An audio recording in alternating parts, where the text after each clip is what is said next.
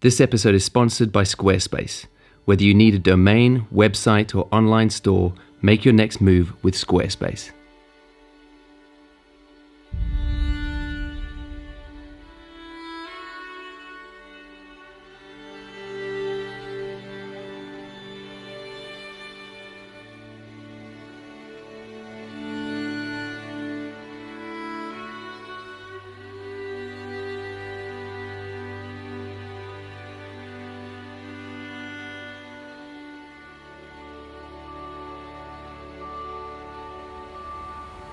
I wasn't always into street photography.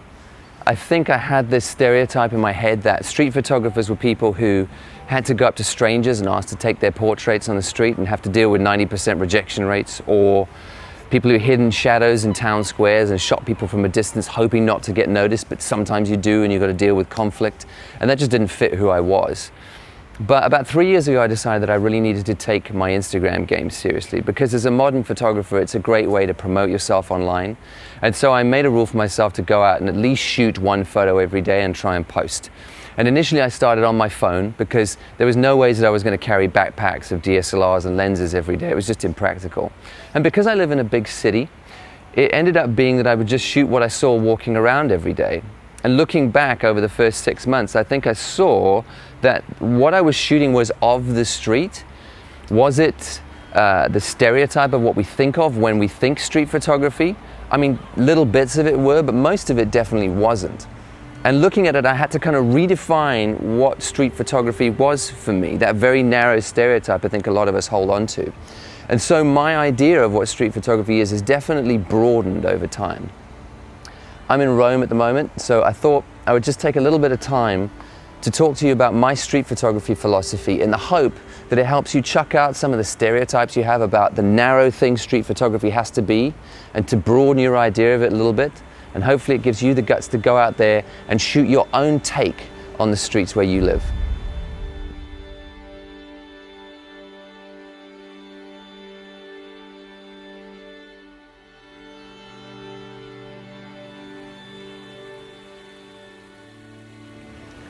So let's start with the stereotype. I mean, the question I get asked the most on my Instagram by far is, how do you take photographs of people on the street? Which has always confused me a little bit, because if you look through my Instagram account, you can see I don't really do that. I did once, and it didn't turn out that well. I was walking through Shoreditch and this guy came up to me, great looking Rasta guy, and he said to me, hey, saw my camera in my hand and said, do you want to take a photograph of me? And I thought, great, lovely opportunity, a bit of a street portrait. I don't normally do it, and he's done the hard work for me. So I sort of lined him up with a nice background, posed him a little bit and took the shot, and instantly he goes, £5 please. And now I'm stuck, and of course it was a hustle. So I handed over £5 awkwardly. I figured he needed the money more than me. We didn't agree on terms. I didn't feel like the conflict, and that's of course what he was banking on. And then two of his friends come out and go, hey, we want photos as well. And I'm like, well, now this is just a bad situation. So I quickly took his email address so I could email him the photograph, and I left. And I wasn't unhappy with the photograph, but the whole experience was a negative experience for me. It made me feel very uncomfortable. And this is why I don't take photos of people on the street, because I don't enjoy those kind of interactions. And I'd rather just walk around anonymously. If you want to shoot people on the street, if that's your choice, I think you're going to have to get used to the fact that it's uncomfortable. I get the feeling that people ask me the question about shooting people on streets because they want me to give them a trick that suddenly makes it a comfortable thing to do, and no photographer can do that for you. It's not comfortable. If you want to shoot portraits, you're going to have to approach people and ask them and involve them, and most people will reject you. It's not personal, it's just they don't know what you're doing with the image, they're not sure why you're there, they might not have the time for you. Don't take it personally. If it's important to you, ask, and understand that it's going to be a 90% failure rate, and that's normal and it's okay. And when you take their photo, be kind about it. Involve them in the process. Show them the photos you're taking. Take their details down so you can send them the photograph later. Don't be a Bruce Geldon about it. Make sure that you are generous in the way that you approach and involve people in what you're doing. And then if you're taking photographs of people as part of a scene, which I sometimes do, just to give a sense of scale or space or action within the scene, I think legally you are allowed to do that, and it's okay, and you're within your rights to do that. But my general rule is, the larger someone appears in my frame, the more responsibility I put on myself, and this is personal, to delete that photograph if someone has a problem with it. If someone notices me taking photographs of a scene and they're in the shot and they come up and go, I want you to delete that photograph, which has happened on a rare occasion. If they appear very small in a big frame and it's a photograph of the space, I'll probably tell them, no, I was just shooting the space. Unfortunately, you're in the shot, but you know, we can't really see you and it's not important, and I'll walk away, and I'll hold my legal right in that case. But if they're large in the frame and they do make a big part of the subject of the image and they are upset about that, for me personally, it's likely that no single image is worth me ruining my day and their day, and I'll probably just delete it to keep them happy and move on and keep shooting. And that's just a personal choice for me.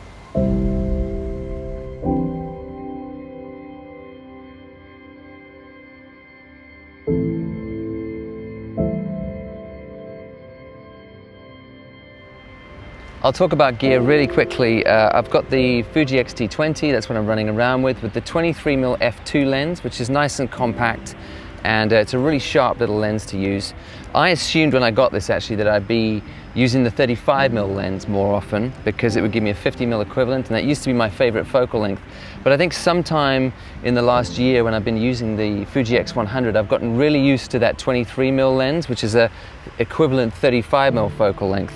And so 95% of the time, this is the lens that I'm using for street photography. I'm shooting JPEG on this. I know that'll be sacrilege to some of you. And I'm usually using the classic chrome preset on this. I like the idea of it feeling a little bit old school, like I'm selecting my film stock before I even go out. And because the street photography that I do, I'm not going to be so precious about, you know, I need raw files and pixel peep and really dig in later. This is far more for fun and just experimentation. I don't feel the need to shoot raw. And ironically, in the time that I've been using this on JPEG, I've not once felt, gee, I really needed the extra dynamic range and I wish I shot it in raw as well. The other reason that I shoot JPEG, and it's a really practical one, is that I edit on my phone. And I bought the iPhone 6 a few years ago, and the only one they had in store at the time was a 16 gig. So I have this tiny phone in terms of storage, and I'm constantly battling with that, so JPEG is the best solution for me. RAW is great. I would always shoot professionally. I would definitely shoot RAW, but JPEG is absolutely good enough for this.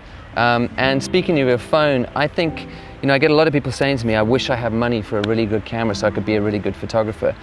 Still, and I've said this before, probably 60–70% of my Instagram account is shot on my phone. And I got some really great shots out of this, shots I'm really, really proud of. And I'll show you a little trick that I used to use when I was shooting on my phone to do street photography, because I found I could get close to people if I wanted to get someone in the shot, and was able to do it far more anonymously, is if you have your headphones jacked into the bottom and headphone in your ear, and I'm often walking around and just pretending I'm listening to something, or even you can pretend you're talking on the phone. I can be holding my phone like this, and if you have the camera app open, I don't know if you know this, but your volume control on your headphones actually triggers the camera. So that means that you could just be sort of fiddling with your phone like this and have your headphones over here. You don't even have to really be looking. You can sort of line your shot up quickly, look away, press your headphone jack on here, your little volume control, and you can take the photo without them even noticing. So that was a nice little trick. But really it doesn't matter. I mean, you know that I don't get obsessed with gear and the rest of it. Choose a camera that makes you feel comfortable, that gives you good image quality, and lets you walk around without feeling too self-conscious about it.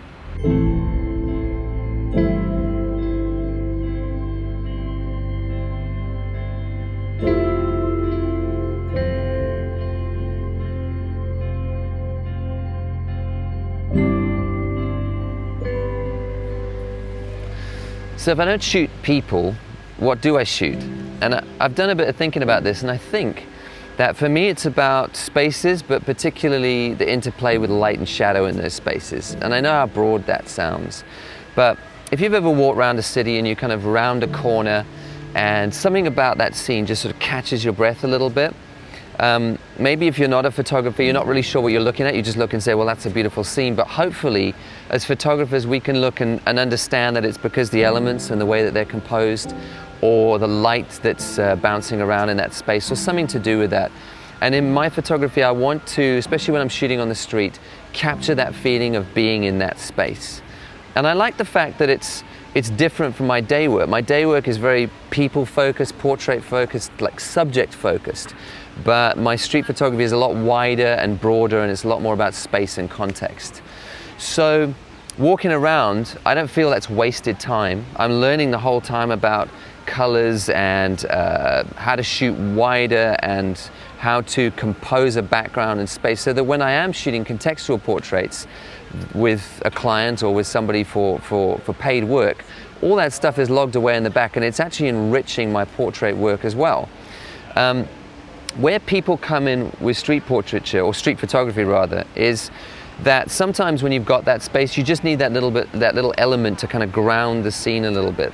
So when I'm looking and there's a pool of light that's being cast in the middle of a square or something, the shot on its own is beautiful and it's pleasing, but it needs something just to give it a sense of scale maybe. So what I'll do is I'll camp out in that spot. I will dial in my exposure so it's exposed for the highlights. I'll let the shadows fall quite dark, and I'll wait for people just to walk through that scene and snap off shots. And then when I get back later and I'm looking through the photograph, I might have maybe 10 photographs of that space with people walking through.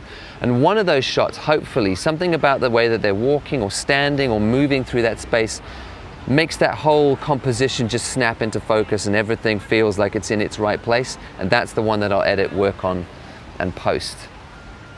I think I had a little bit of an insecurity for a while about, is this legitimate street photography if it's not focusing on people? And maybe that's my own strange stereotype. Maybe that's a stereotype you have. But someone commented on one of my Instagram photos a little while ago, and they said, your work, especially this photograph, reminds me of Fan Ho's work.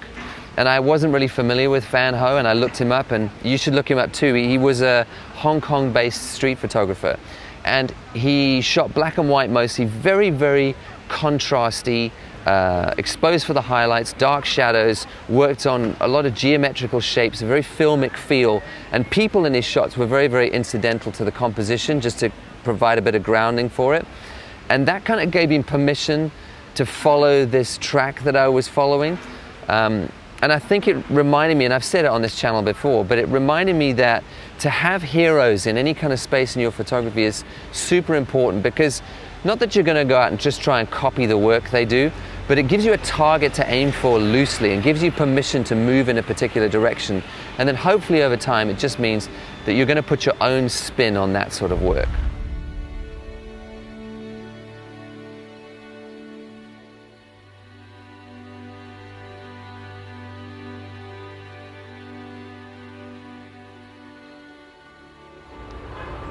So if you want to shoot people and that's the focus you want in your street photography, I don't think there's any other way than put yourself in the uncomfortable situations, go out there, face the rejection, and get the shots you want to get. But if that's not you, that's absolutely fine. There are a host of other subject matters out there that you could be shooting. Pay attention to what you respond to and show us how you see the world, because hopefully it means you're producing unique images. And remember that this whole thing is a journey. I mean, this will be embarrassing, but go and look at my Instagram account if you want to see what I'm talking about, and go back to the beginning and see how crap I was and how long it took me to define any kind of style that I'm even sort of happy with. And I'm not even there yet. It's still got a long way to go. I've just got a direction that I can start walking in, and hopefully I'll get there in the long run. So pace yourself and take that journey one click at a time.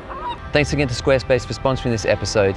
If you need a new website or a domain, definitely check them out. They're a great option, especially for photographers. I've used them myself for ages, and I love their templates, how clean they are, and how they put your images front and center and make them look good. And one of the clever things they do is when you first load up your images and your big file sizes, they generate smaller versions of that file. So if people are looking at your website on a tablet or on a mobile device, they're going to serve up the smaller file sizes that still look great on those devices, but it makes your website really fast and really responsive.